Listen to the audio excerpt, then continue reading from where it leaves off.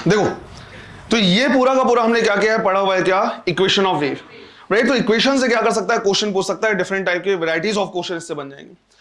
अब जो हमें क्या करना है, पढ़ना है वो दो टाइप के वेव पढ़ना है, एक पढ़ना है वेव ऑन स्ट्रिंग और दूसरा पढ़ना है साउंड वेव। जब भी हम इसको पढ़ेंगे सबसे पहला मोटिव हमारा होगा इनकी वेलोसिटीज निकालना, ये पता करना कि इनकी वेलोसिटी किन किन फैक्टर्स पे डिपेंड करता है।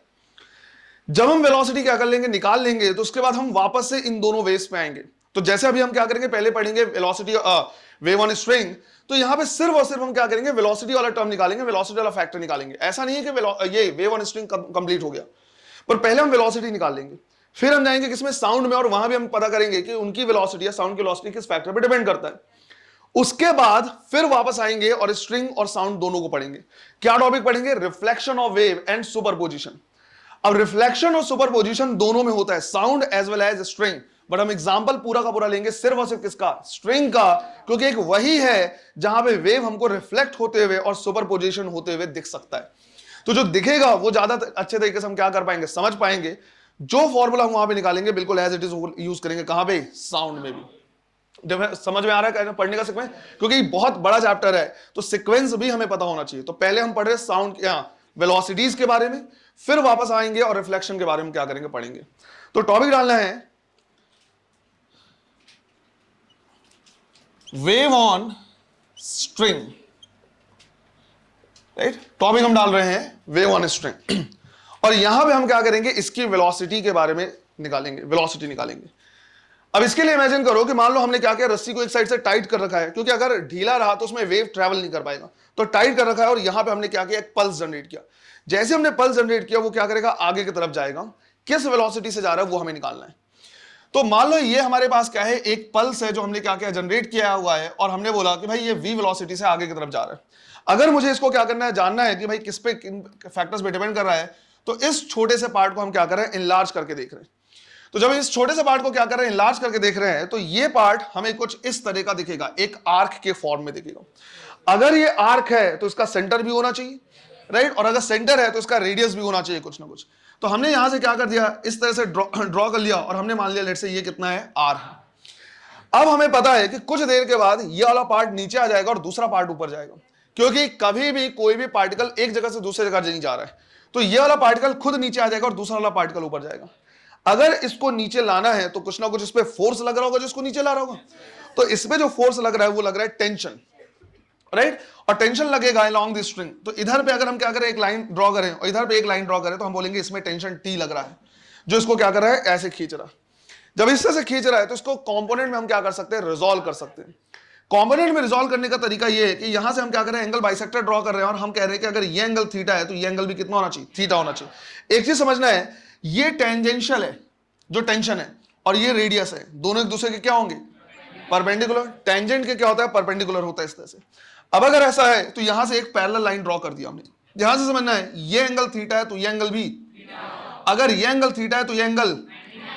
अब इस रेड डॉटेड लाइन के भी परपेंडिकुलर मैंने एक लाइन क्या कर दिया, खींच दिया। ये थीटा था, ये 90 माइनस थीटा है, ये एंगल थीटा हो जाएगा, राइट। इसी तरह से हम क्या कर सकते हैं, इधर भी ड्रॉ कर सकते हैं। हम बोलेंगे कि ये एंगल कितना हो जाएगा, थीटा। अब टेंशन का हम क्या कर रहे हैं, कंपोनेंट ले रहे हैं। अगर ये टी है तो ये हो जाएगा टी कॉस थीटा, और इधर पे लगेगा टी साइन थीटा। बिल्कुल इसी तरह से इधर भी नीचे की तरफ लगेगा और ये लगेगा टी कॉस थीटा। हम कहेंगे कि जो टी कॉस थीटा है वो इस टी कॉस थीटा को क्या कर लेगा, बैलेंस कर लेगा, और जो नीचे की तरफ 2t साइन थीटा लग रहा है वो इस टेंजेंशियल वेलोसिटी की वजह से एक बाहर की तरफ फोर्स लग रहा है, दैट इज mv²/r। कहीं भी अगर सेमी सर्कुलर फॉर्म में है और टेंजेंशियल वेलोसिटी है तो वहां पे बाहर की तरफ फोर्स लगता है, सेंट्रीपिटल फोर्स या सेंट्रीफ्यूगल बोल सकते हो, mv²/r के बराबर। जब भी हम क्या करते हैं, कोई पार्टिकल घुमाते हैं तो वेलोसिटी हमेशा क्या होता है, टेंजेंशियल, राइट। तो बाहर के साइड फोर्स लग रहा है dmv²/r, जहां पे हमने ये मान लिया कि ये जो आर्क है इसका मास है कितना, dm, राइट। तो बाहर लग रहा है dmv²/r और नीचे लग रहा है 2t साइन थीटा। तो हम यहां पे क्या कर सकते हैं, लिख सकते हैं dmv²/r ये किसके बराबर है, 2t साइन थीटा के बराबर। अब इसमें हम क्या करें, एक अजम्पशन लेके चल रहे हैं। अजम्पशन ये है कि अगर ये पार्ट छोटा सा होगा तो एंगल क्या होंगे, स्मॉल होंगे, तो हम स्मॉल एंगल लेके चल रहे हैं। हमने बोला इफ थीटा इज स्मॉल। अगर ऐसा हुआ तो हम साइन थीटा को नियरली इक्वल टू क्या लिख सकते हैं, थीटा लिख सकते हैं।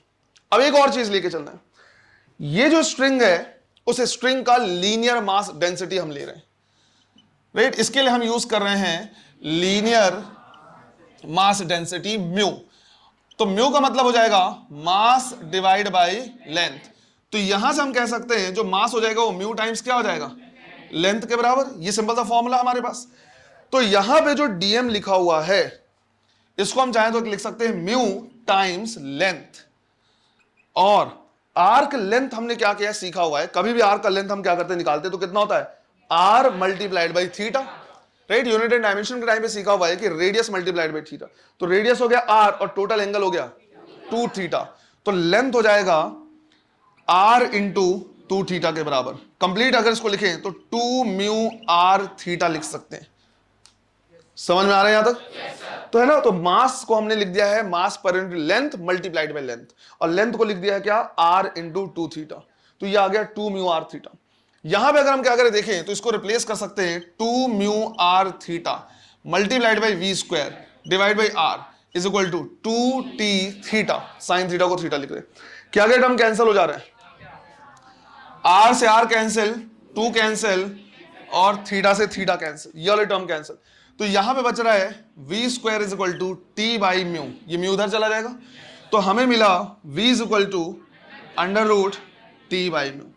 तो जो वेलोसिटी ऑफ वेव है ऑन स्ट्रिंग, इससे बहुत क्वेश्चन आएंगे बेटा, ध्यान रखना। अगर सिंपल टाइप का क्वेश्चन आएगा तो यहां से बहुत आएगा, राइट। बनाने को टफ बनाने की कोशिश करेगा पर टफ नहीं होगा, बता दे रहा कैसे।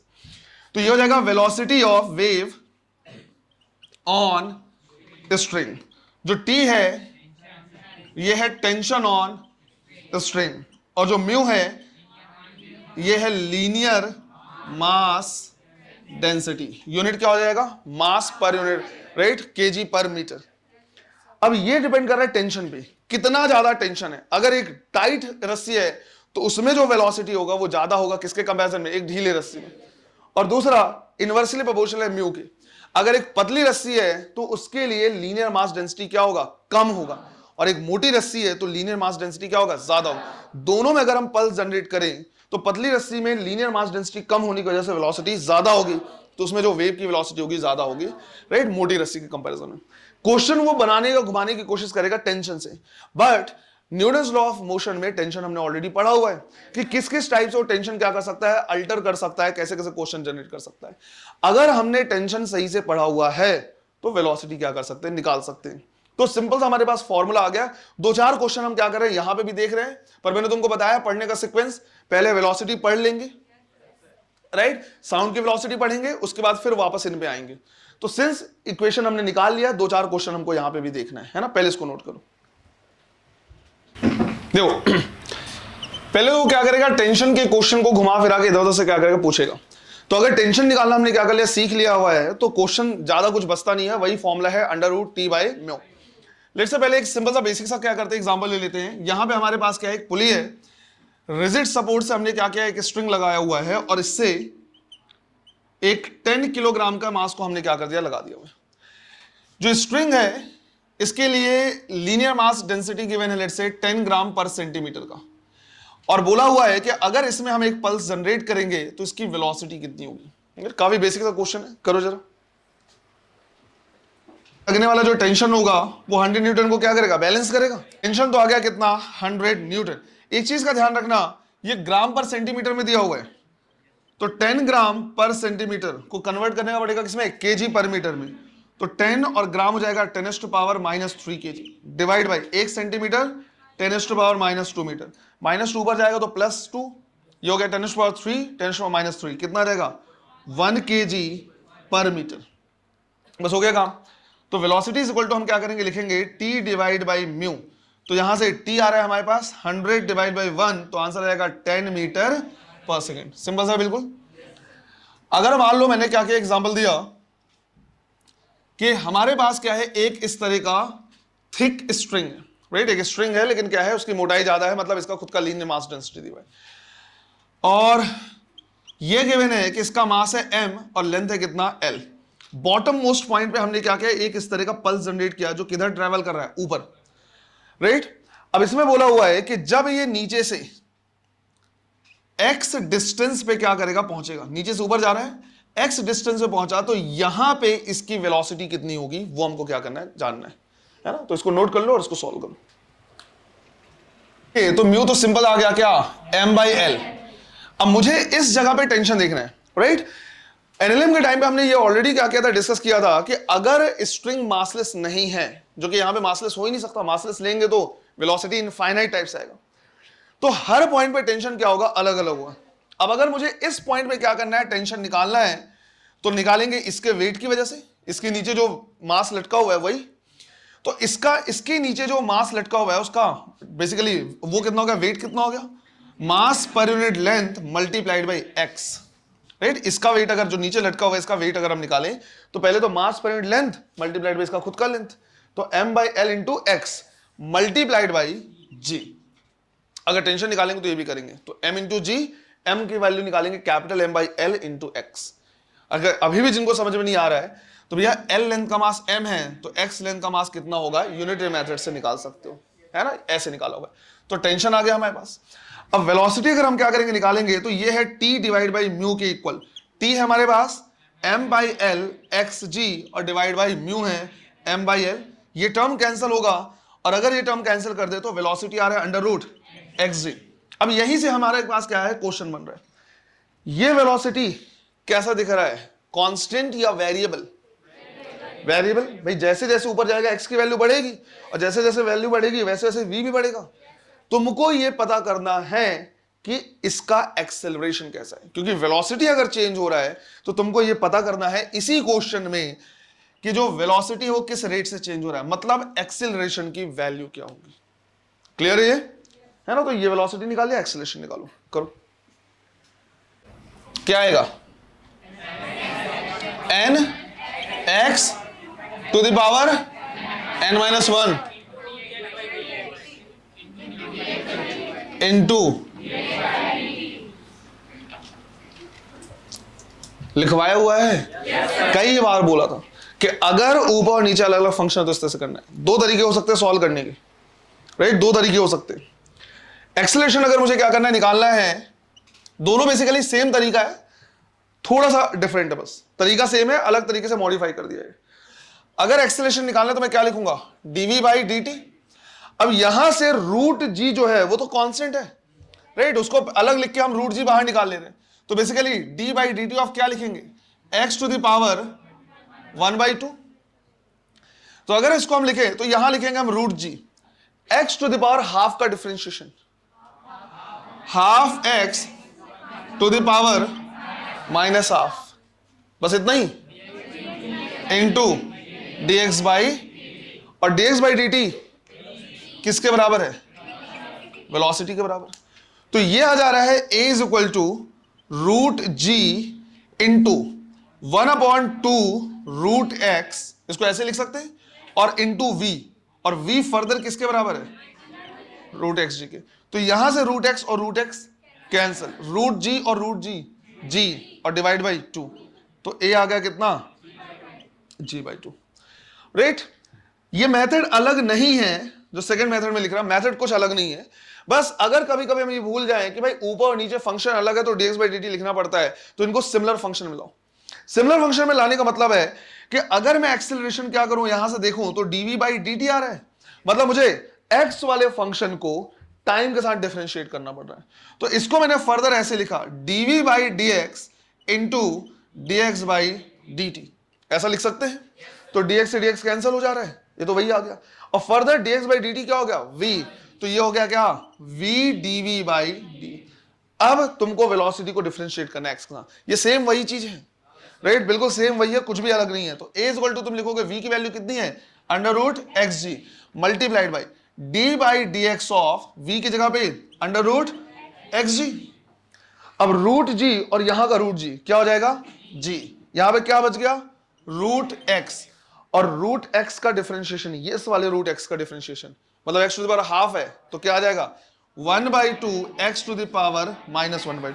अब सिंस ऊपर नीचे सेम फंक्शन है, कुछ dx बाई dx लिखने की जरूरत नहीं है, तो यहां से रूट x, और इसका मतलब क्या है 1/√x, क्या हो जाएगा कैंसिल, और आंसर क्या आ गया वापस से, g/2। इसका मतलब ये हुआ कि अगर हमारे पास इस तरह का कोई स्ट्रिंग है और नीचे से हमने एक पल्स जनरेट किया, तो सिंस वेलोसिटी चेंज हो रहा है मतलब एक्सेलरेट हो रहा है, राइट, एक्सेलरेशन होगा, और एक्सेलरेशन कितना आ रहा है, g/2। अब ये एक्सेलरेशन कैसा आ रहा है, कांस्टेंट। अगर ये कांस्टेंट आ रहा है मतलब हम चाहें तो इसमें इक्वेशन ऑफ मोशन यूज कर सकते हैं।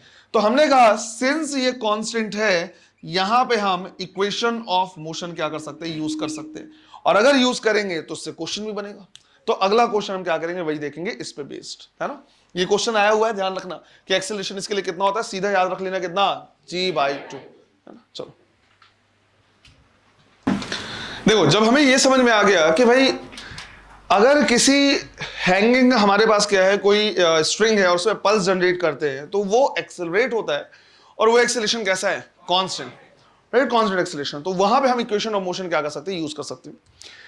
क्वेश्चन इस तरह से है, पहले मैं समझा दे रहा, फिर लैंग्वेज अभी मैं लिखा दूंगा कि हमने क्या किया है, एक सीलिंग से एक m मास और l लेंथ के स्ट्रिंग को हैंग किया हुआ है इस तरह से, और इसके बॉटम मोस्ट पॉइंट पे हमने एक पल्स जनरेट किया है एट t=0। जिस टाइम पे हमने पल्स जनरेट किया है, किधर जा रहा है, ऊपर।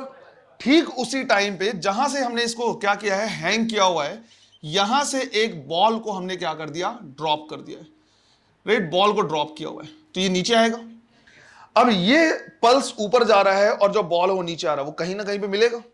हमें बॉटम मोस्ट पॉइंट से क्या करना है, उस डिस्टेंस को निकालना है जहां पे दोनों क्या होंगे, एक दूसरे से मिलेंगे। बॉटम से क्या करना है, निकालना है ना। तो लैंग्वेज लिख लेना है, a string of mass m and length l, a string of mass m and length l is hung from the ceiling, is hung from the ceiling. A pulse is generated, a pulse is generated at the bottom of the string. A pulse is generated at the bottom of the string. At the same time,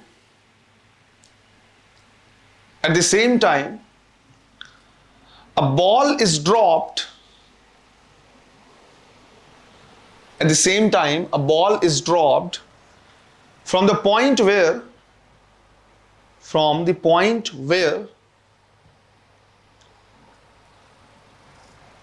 string is attached, from point where string is attached with the ceiling, right, full stop. Find the distance from the bottom, find the distance from the bottom where both pulse and ball meets. करो। Pulse क्या गया, ऊपर गया, right, और ball नीचे आ रहा है, दोनों नीचे से x डिस्टेंस में मिल रहे हैं, तो पल्स को मूव करना पड़ा x, जबकि बॉल को मूव करना पड़ा l-x। टाइम दोनों के लिए सेम रहेगा। दोनों के लिए इक्वेशन क्या कर रहे हैं, लिख रहे हैं। सबसे पहले लिख रहे हैं फॉर पल्स इनिशियल वेलोसिटी कितनी, 0। ऐसा क्यों, क्योंकि v = √xg लिखते हैं। अब जब x की वैल्यू 0 है तो वेलोसिटी भी कितनी, 0, ऐसे देख सकते हैं। और इसके लिए हम क्या करेंगे, लिखेंगे second equation s = ut + ½ at²। Initial कितना, 0 है। पल्स को डिस्प्लेसमेंट कवर करना पड़ा है x, तो लिखेंगे x = ½ राइट, एक्सेलरेशन कितने से जा रहा है, g/2 से, multiplied by t², equation number 1। फिर हम देख रहे हैं किसके लिए, फॉर बॉल को ड्रॉप किया गया है, तो इसके लिए इनिशियल वेलोसिटी कितनी, 0। तो उसके लिए हम क्या करेंगे, लिखेंगे s = ut + ½ gt², ये कितना, 0। डिस्प्लेसमेंट कितना, l-x = ½ gt², equation number 2। Time का कोई फैक्टर नहीं है, कोई रोल नहीं है, तो हम सिंपल सा क्या कर रहे हैं, इक्वेशन नंबर 1 को डिवाइड कर दे रहे हैं इक्वेशन नंबर 2 से। लेफ्ट हैंड साइड आएगा x / l-x, right hand side ½ t², ½ t² cancel. यहां पे आ रहा है g/2 ऊपर में, और नीचे में g, तो कितना आ गया 1/2। क्रॉस मल्टीप्लाई करेंगे तो 2x is equal to l minus X, तो x की वैल्यू कितनी आ जाएगी l/3। यहां पे दोनों जाके क्या होंगे, मिलेंगे। क्लियर है ये? तो ये टॉपिक कंप्लीट नहीं है, अभी हमने वेव ऑन स्ट्रिंग का सिर्फ वेलोसिटी वाले पार्ट को क्या किया, टच किया हुआ है। एक चीज बता दे रहा है, टेंशन के क्वेश्चन जहां जहां पे आ सकते हैं वहां वहां पे वो क्वेश्चन क्या करेगा, वेलोसिटी ऑफ वेव या वेलोसिटी ऑफ स्ट्रिंग घुसाने की कोशिश करेगा। टेंशन निकालना अगर तुमको आ गया, जैसे कई बार थर्मल के साथ क्वेश्चन आएगा। थर्मल के साथ क्वेश्चन कैसे अटैच करेगा कि यहां पे हमने एक स्ट्रिंग को क्या कर दिया, बांध दिया, फिलहाल वो लूज है, अब टेम्परेचर को डाउन किया। हमने थर्मल प्रॉपर्टीज ऑफ मैटर में पढ़ा है कि टेम्परेचर बढ़ाने से लेंथ बढ़ता है, तो टेम्परेचर घटाने से लेंथ घटेगा। तो जब लेंथ घटेगा तो वो क्या हो जाएगा, टाइट होगा, टेंशन आएगा। तो बोलेगा जितना टेंशन आ गया उसके हिसाब से क्या करो, निकालो इसको। तो वहां पे क्या कर रहा है, सारी चीजों को अटैच कर रहा है। टेंशन निकालना है तो टेंशन, राइट, इस तरह से निकाल सकते हो कि भाई force divide by area is equal to Y delta L by L, ऐसे लिखेगा। और T by A is equal to Y, और डेल्टा एल बाई एल को अल्फा डेल्टा थीटा लिख सकता है, जहां पे टी है tension, area Young's modulus, alpha coefficient of linear expansion, और डेल्टा थीटा जितने से टेंपरेचर क्या करेगा, ड्रॉप करेगा। टेंपरेचर को ड्रॉप करेगा तभी टेंशन आएगा। तो यहां से तुम क्या कर सकते हो, टेंशन निकाल सकते हो। और अगर एक बार तुमने टेंशन निकाल लिया तो बाकी सारी चीजें आ जाएंगी। तो कई बार वो क्वेश्चन इस तरह से क्या करेगा, अटैच करने की कोशिश करता है, इसको ध्यान रखना है। क्लियर है ये? कल हम शुरू करेंगे क्या, साउंड की वेलोसिटी निकालेंगे और उसके बाद फिर रिफ्लेक्शन ऑफ वेव में जाएंगे। क्लियर है ये? चलो, थैंक यू।